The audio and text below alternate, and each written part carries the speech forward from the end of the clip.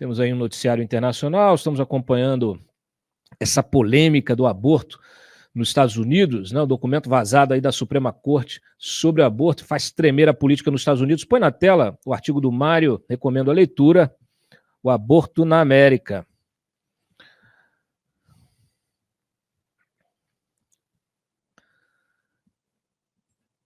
Olha aí, ó. Acostumados que estamos a ministros do Supremo falando pelos cotovelos fora dos autos, inclusive antecipando decisões à imprensa, talvez não percebamos a gravidade do que ocorreu ontem nos Estados Unidos com o vazamento do rascunho de um relatório de um juiz da Suprema Corte, Samuel Alito, que defende a revogação da jurisprudência que tornou o aborto legal naquele país. O site político foi quem revelou o texto, que poderá sofrer revisões. De acordo com o site, a maioria dos juízes, 5, votaria pela revogação. A mais alta instância do judiciário americano deverá decidir sobre o tema no mês que vem.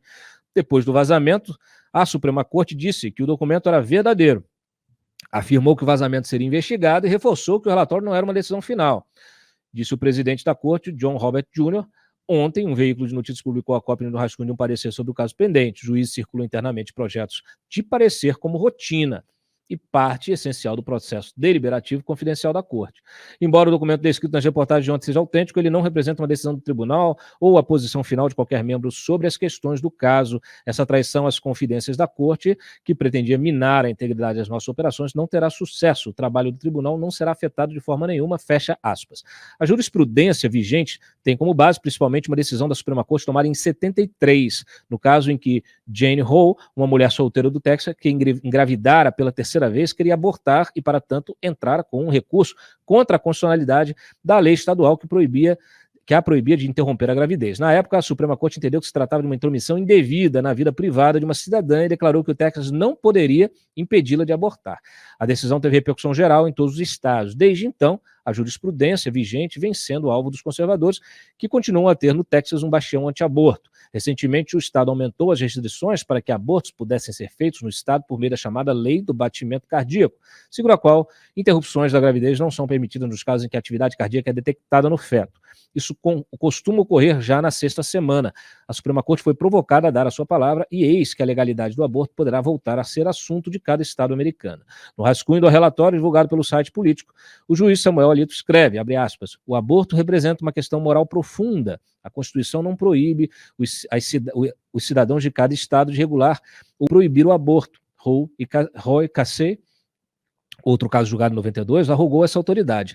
Nós agora anulamos essas decisões, devolvemos essa autoridade ao povo e aos seus representantes eleitos. Depois da divulgação do rascunho do relatório, o presidente Joe Biden pediu ao Congresso que aprove uma lei nacional que aprove a legalização da interrupção voluntária da gravidez e assim peça que os estados americanos tenham leis próprias, que interditem a prática. Ele também fez uso eleitoral do fato, convocando os americanos a votar nas eleições legislativas que ocorrem em novembro em representantes democratas, obviamente, que apoiam o aborto. O furdúcio já está armado, com empresas privadas, como a Amazon, anunciando que pagarão viagens de funcionários que desejam abortar a estados que não imponham empecilhos à interrupção voluntária. O vazamento do rascunho do relatório é visto pelos republicanos favoráveis a que cada estado tenha poder de decisão sobre o tema como uma forma de intimidar a Suprema Corte, inclusive porque os nomes dos juízes pró e contra o relatório foram revelados.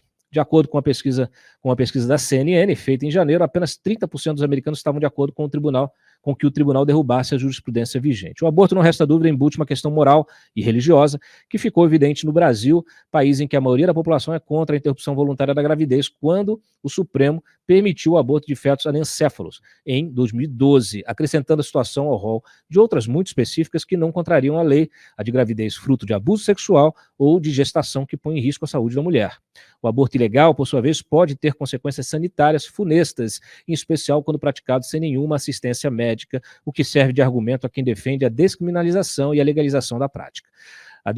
É deontologicamente complicado que sejam juízes ou políticos a decidir quando começa a vida, mesmo se assistidos por médicos ou cientistas.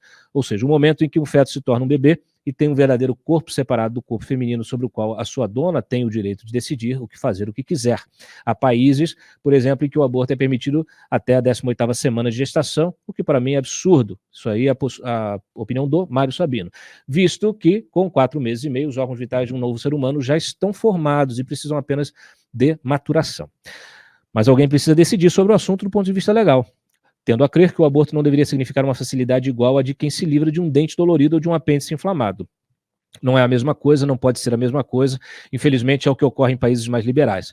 Infelizmente, o fundamentalismo cristão, que não admite a interrupção voluntária da gravidez em nenhum caso, tem o seu equivalente no fundamentalismo materialista, para o qual o aborto não tem implicações morais ou psicológicas de monta. Então está aí artigo do Mário Sabino sobre essa polêmica que está tomando a atenção no debate público americano.